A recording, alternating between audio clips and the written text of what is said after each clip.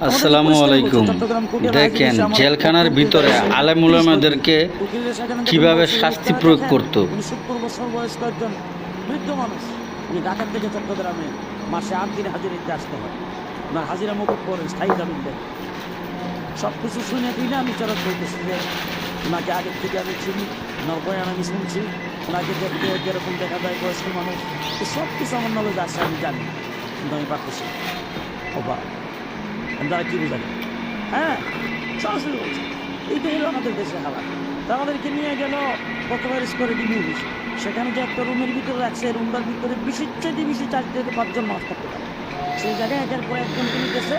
আর কোন মানুষগুলি ডক্টর আহমদ আব্দুল কাদের সাহেব, মঞ্জুর ইসলাম আফিদ্দি সাহেব, মৌলানা সাকাউদ্দিন রাজি, মৌলানা মামুনুল হক, আইসুল ইসলামাবাদী, মৌলানা ফখরুল ইসলাম, মৌলানা জালাল, মৌলানা ইউসুফ আশরাফ, মৌলানা খুরশিদ আলম কাসিমি, এই সমস্ত বাংলাদেশের বরণ্য ওলামায়ে কেরামকে নিয়ে একটা রুমের ভিতরে 13 জন অন্যে জন আমরা সেখানে ঠিক মতো বসতে করতে পারি।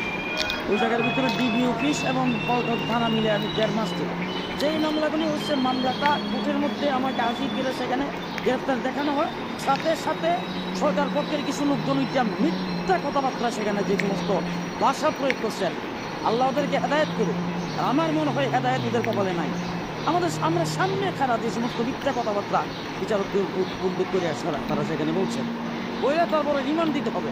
বাস প্রত্যেকটা মামলা 2-3 দিন করে রিমান্ড। এইভাবে আমাদেরকে রিমান্ডে খেলাইছে। এরপরে গেলাম কেরানীগঞ্জ কারাগারে। আজীব তামাশা, যেখানে আমাদেরকে রাখছে সেখানে 20 থেকে বেশি 10 থেকে 15 জন মানুষ থাকতে পারে। সেই জায়গার মধ্যে আমরা ছিলাম 60-70 জন।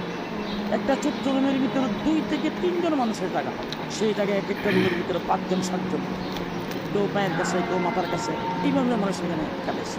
এবং সেই জায়গায় রুমটা সম্পূর্ণরূপে লক করা, আমরা দরজা বাইরে যেতে পারি।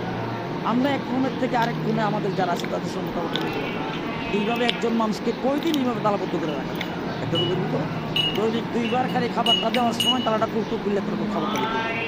এরপর আমাদের ফ্যামিলির সাথে, আমাদের বাইরে আমাদের কোনো আত্মীয় স্বজনের সাথে, আমাদের কোনো অভিভাবকের সাথে, আমাদের সন্তানাদের সাথে দেখা সাক্ষাৎ সম্পূর্ণ বিষয়। আরে আমি তো 6 মাস পরে জানছি যে আমার গরু কুরবানি করছে। কুরবানির 6 মাস পরে আমি জানতে পারছি। এটাও জানছি আমার ছেলে কোনোভাবে লাইন করে একটা কারারক্ষীর মাধ্যমে আমাকে জানাইছে যে আমরা ভালো আছি, আমরা কুরবানি করছি, আমার পরে কোনো টেনশন যেন না করে। এইভাবে বলেন পৃথিবীর কোন আইনে আছে যে মানুষ অপরাধী সাব্যস্ত হলেও সেটা তার বিচার হবে, তার ফাঁসি হবে, তার জেল হবে, কিন্তু এইভাবে অ্যারেস্ট করে নেওয়া, এইভাবে আটকে রাখার কোন আইন আছে পৃথিবী? যারা বর্তমানে পৃথিবীর জাগতিক আইন যারা করছে তাদের আইন হতো, আর ইসলামের আইন নাই।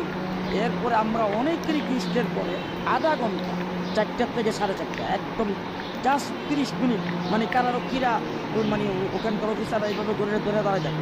আমাদেরকে ছাড়ছে মানে 60 ফিট লম্বা একটা বারিন্দা। আচ্ছা, 60 ফিট লম্বা একটা বারিন্দার মধ্যে আপনি মনে করেন যে 60 থেকে 70 জন মানুষ এখানে বাইরে দাঁড়াইবার জায়গা হয়? এর বাইরে যাওয়া যাবে, এর বাইরে না।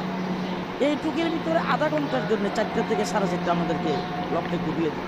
টিটলের মধ্যে একশো বলতো আজকে করা যাবে না, আজকে আমাদের অফিসার আসছেন, জেলখানার ভিতরে ঢুকছেন, এই জন্য আজকে লক খোলা হবে।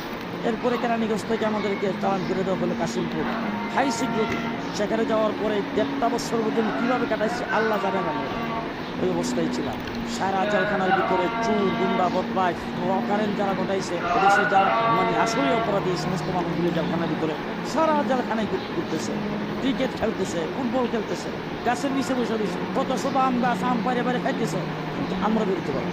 আমরা আলিমুল মেকাম যারা গ্রেফতার করছে আমরা বেরোতে পারবো। আমাদেরকে কোথাও রাখছিল থেকে এইখানেই ওই আমাদেরকে লকটা খুলে দিত সকাল 7:30, বিকাল 4:30 বন্ধ করতেন। আমাদের বারিন্দা 6 ফিটের একটা বারিন্দার মধ্যে যেতে পারতাম।